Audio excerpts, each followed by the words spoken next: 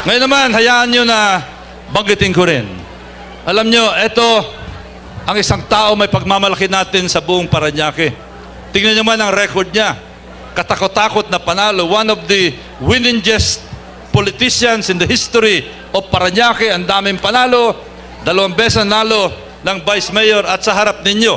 Ini-endorse ko po sapagkat ako'y naniniwala na siya ay hindi lamang mas magaling, kundi ubod ng mas magaling kaysa sa iba na gustong tumakbo ng congressman ng 2nd District ng Parañaque. Walang iba kundi ang ating Vice Mayor at sigurado magiging congressman ng 2nd District, Gus Tambunting.